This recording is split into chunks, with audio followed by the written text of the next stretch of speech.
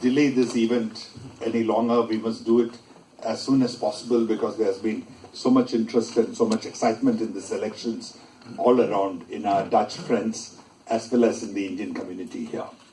But before I say a few remarks, let me use this occasion to also specially thank and welcome the speakers of today, Ambassador Stolinga, who has just recently returned from Delhi after a long stint. Please give him a big hand of applause.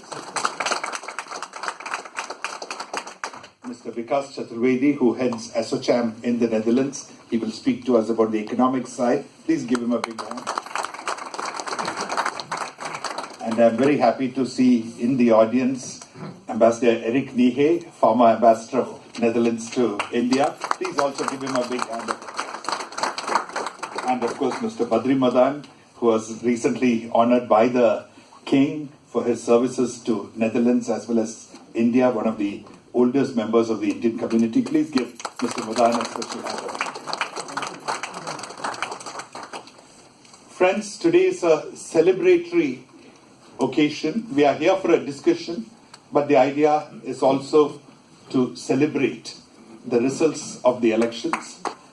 And the results, as our Prime Minister himself has put it in one of his first addresses, is a victory for India. So please give your hand in big applause.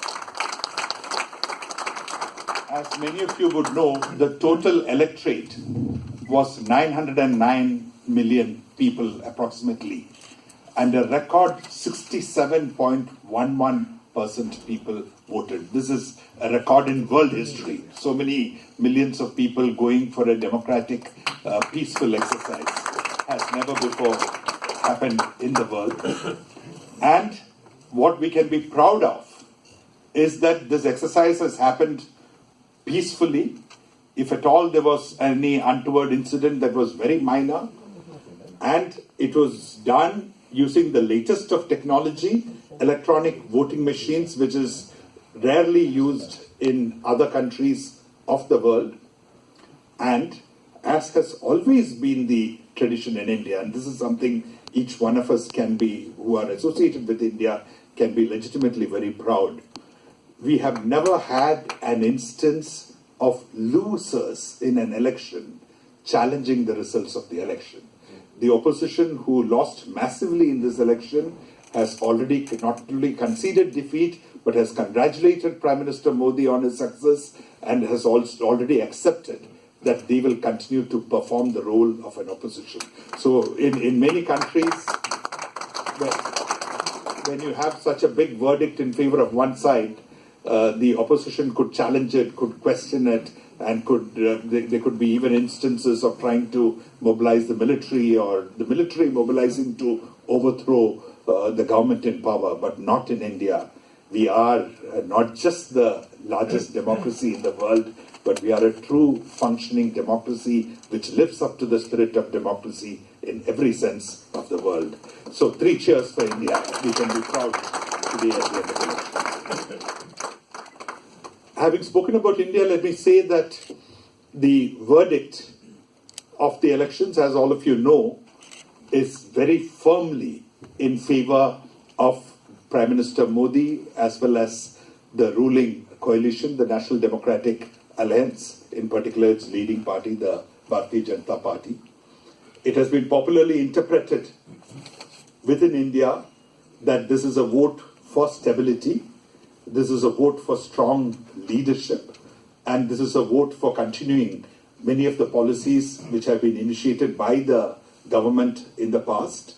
I was recently at a discussion where one of the leading thinkers of the world said that India is going to enjoy a leadership dividend for the next 5 years. We know we have a good leader and he's going to stay in power for another 5 years, and India will certainly benefit from that leadership dividend which he brings.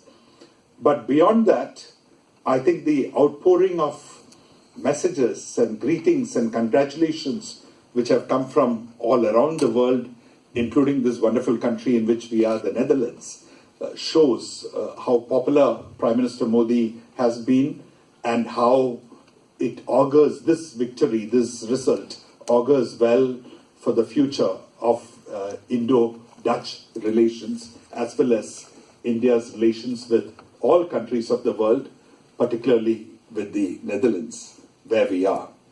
Just today morning, we received from the Foreign Ministry a copy of a letter addressed by Prime Minister Rutte to Prime Minister Modi.